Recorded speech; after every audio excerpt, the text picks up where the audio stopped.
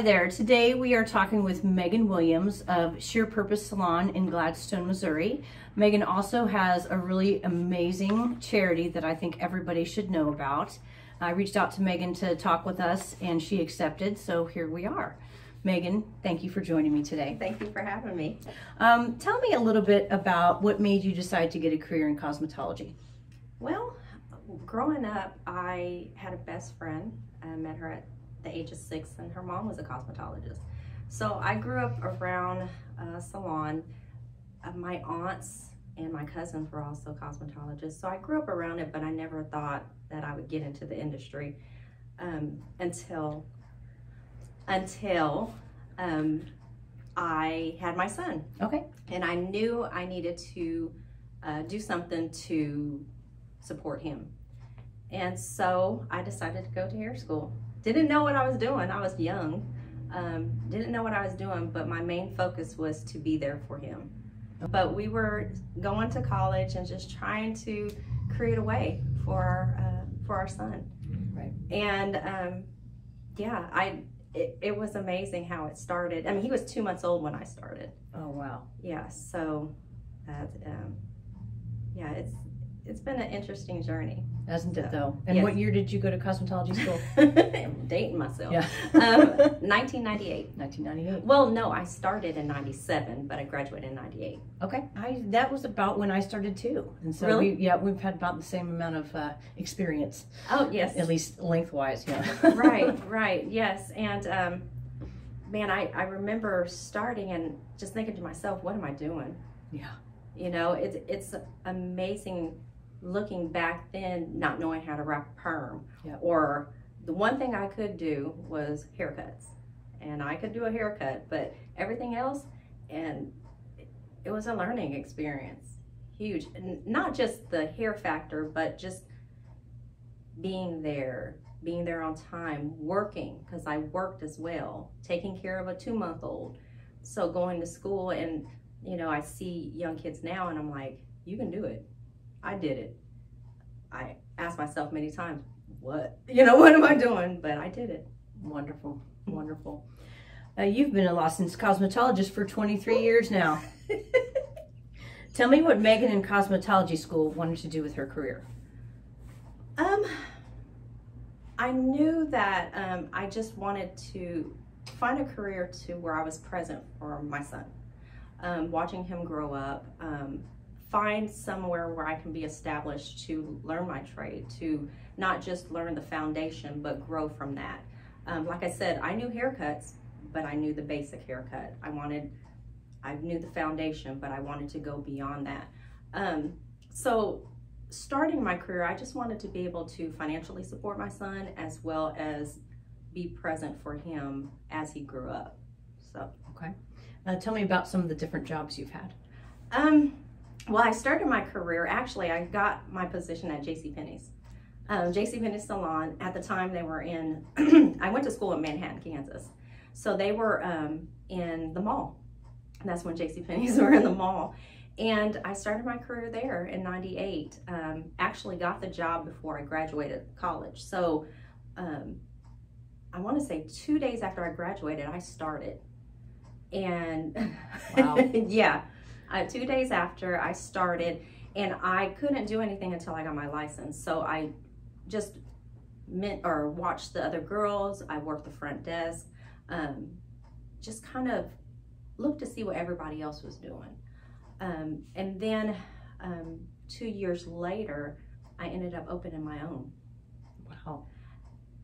Because I knew at the time, you know, in 2000, October of 2000, at the time, he wasn't my husband, but my boyfriend and my son, we relocated to Hutchinson, Kansas. And I opened my salon. I had no clientele. I just knew that I wanted, again, to be there for my son. And I didn't realize how much work it was. You know, you don't realize that ownership is a lot more work than working for a company. Mm-hmm. So I had to work, and we didn't have social media, and we had to hand out cards, hand out flyers, be present in networking events, vendor events, work with local schools. I think that's where I get a lot of the networking from now, because I had to be hands-on back then. I couldn't just post it online or post it on Facebook or anything to get advertisement. So I had to build. And I had Megan's hair studio for 7 years. Wow. And then had my daughter. We had our daughter, and relocated to Kansas City. Okay. And when we got to Kansas City, I didn't do hair for a little bit. I kind of took a break because, again, I wanted to be present for my kids, and started working in the schools. So that way I can have the same schedule as them. But I couldn't get away from doing hair. And so I decided to go back into doing hair. I managed, I've taught, and then now here we are. I went back to ownership of Megan's Hair Studio, which transitioned to Shear Purpose. Nice. What is your favorite aspect of being a cosmetologist? My clients and giving back. It's not all about doing hair. It's more than that. It's the connections that you have, seeing your clients grow. You know, I have clients that were in high school and now they're married and having kids, and seeing them graduate from college and experiencing those milestones with your clients. I've had clients that passed and felt like family, you know. So it's more than just doing hair. It's the connection you have with your clients. I agree. Yes. And it's hard to get away from hair. It really is. And I don't believe, you know, when you reach a certain point in your life, standing behind a chair may not be satisfying to you anymore. And so you want to reach out, but it's like you still stay within the industry. You still do something pertaining to caring for others or making others look good, which led me to my foundation. Exactly, exactly. You know, it's interesting you say that one of the schools that I work with, what they look for is people who have been in caretaking roles, which I thought was very insightful, because that's really what we're doing, and that is what instructors do as well. Yeah, I've known a lot of people that I've worked with in the industry that have went back and got their nursing degree. And so it's the same aspect. Yeah, so like I said, when we moved here, I started working with youth. And I saw how when they found out I did hair, it was like, oh my gosh, can you do my hair? Can you, you know, and they always had questions. And never thinking anything about it. And then here, fast forwarding years later, I was like, I really want to continue being in the industry, but giving back to the community. So, same here. I love the industry. It's provided so much for me, so much opportunity and so much education and so much connection. Yes. You know. Yes, it has. I founded Smiles and Cuts, Smiles and Cuts Foundation. And this was, you know, working with youth, wanting to build confidence. But the main thing that really brought two things, you know, my daughter at the age of 5 was diagnosed with hearing loss. I've told this story before. And at that time, she was, you know, not confident of wearing her hearing aids. And so we used to create cute little styles with her hair. We made her proud of who she was and proud of her hair, because sometimes she would question her big curly hair. And I even took her to see Annie. At that time, Annie was in the theaters, and she was just amazed. And so I made her feel good and really building her confidence. And so fast forwarding years later, through her journey, we decided to give back to a family for Christmas. And during that time, I knew I wanted to do more. And they kind of looked at my daughter and they were just in awe of her, but not realizing the journey she went through to be the person she is. And so I wanted to do more, wrote it down, decided to build a foundation. And here we are. We have partnerships. We just partnered with Old Town Barber College, and they are providing gifts of confidence, haircuts to children and their families. So Smiles and Cuts Foundation is a nonprofit organization that provides haircutting services to children with special needs and those in low-income families. And we partner with different schools and organizations within Kansas City to provide these services on site. But now with our new partnership, we can have the students go and get that barbering experience. And also the students at the college can get the training to give back to the community that they live by helping the foundation. Wonderful. How would someone get involved if they'd like to participate? So you can either reach out to me on my website. We have volunteer forms at www.smilesandcuts.org, or follow us on Facebook and Instagram at Smiles and Cuts and shoot me a message. We have different events throughout the year to where we provide at schools, at different organizations. If you're a school or organization and you see a student that is in need, reach out to us about our voucher program. We provide vouchers that you can take to the Old Town Barber College at US Highway 40 and Nolan Road and present it to them and get haircuts on Wednesdays. They're Wednesdays during normal business hours, and I believe it's 8 to 4 or 8 to 6. Okay. Is it so that would be done through the school? It'll be done through the school. Wow. Very cool. Yes. What are some of your goals for Smiles and Cuts?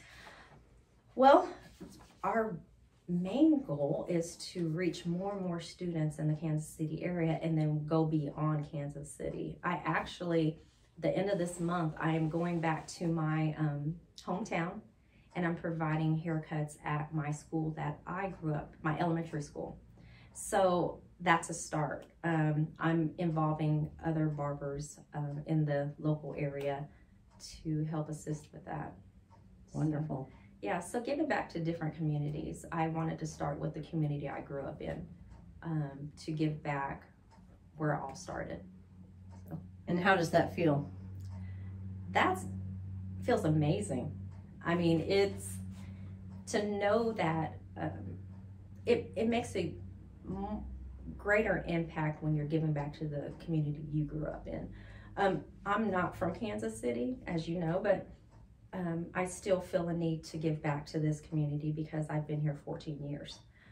But to go back to your roots and the school that raised you and give back, it feels so good. It feels so good. And it's just an indescribable feeling. And I think your organization is one of the standouts here in Kansas City. I'd never heard of that before I met you. And I just think it is so valuable. Yes. Like I said, just working with the youth and them knowing that you can do haircuts and you do hair, it's just, oh, well, I went and did this, or I seen this, and they just,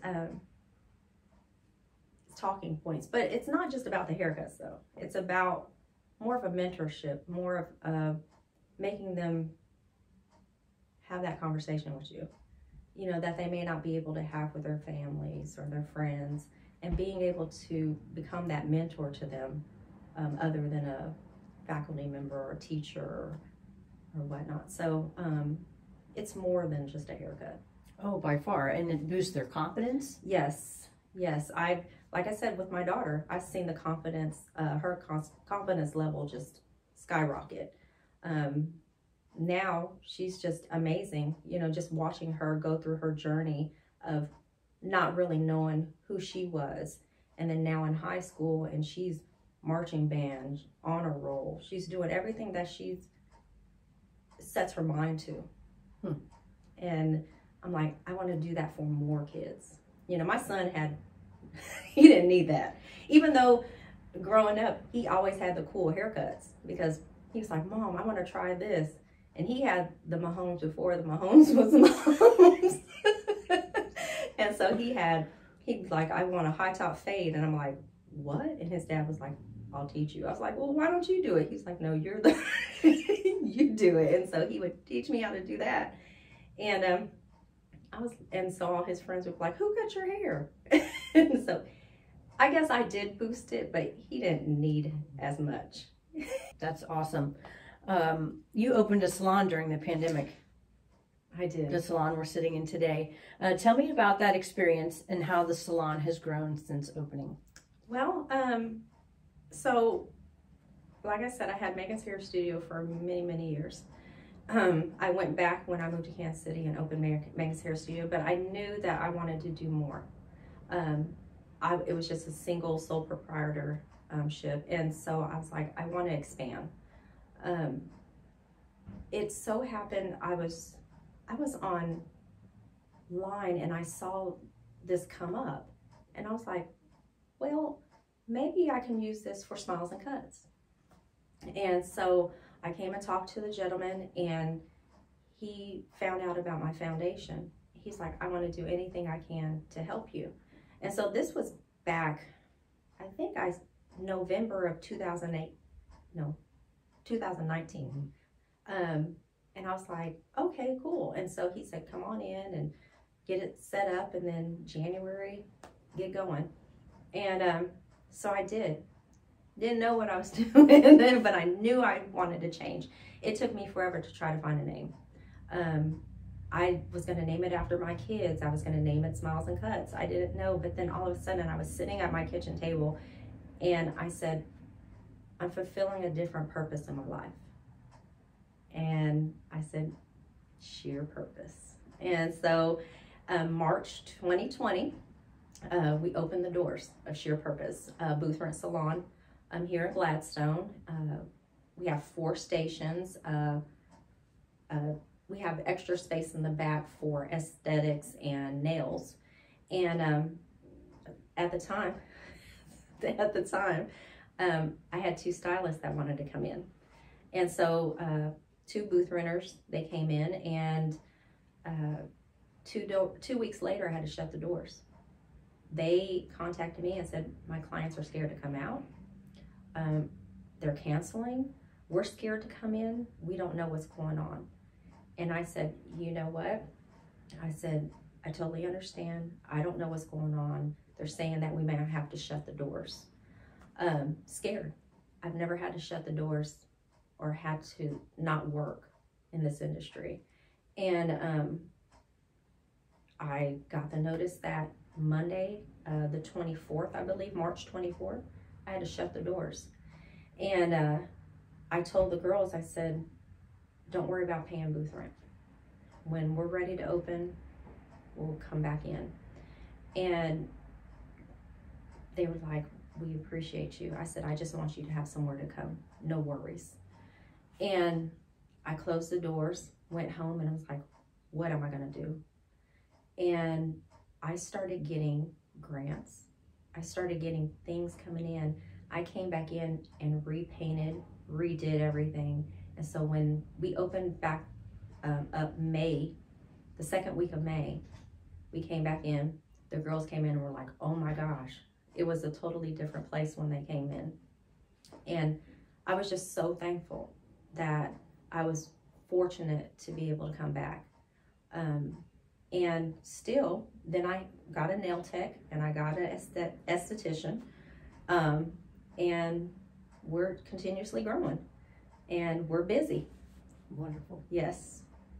Yeah. Do you have opportunities right now for anyone who's looking for booth rental? I do. I'm looking for another nail tech, a massage therapist or esthetician. And then I have 2 stations open. So yeah, I'm looking for whoever's willing to come in, speak to me. We'll talk about part-time booth rent, full-time booth rent, hours of operation and whatnot. So. And as far as who would fit best here, who do you feel is an ideal booth renter? I just want someone that wants peace, wants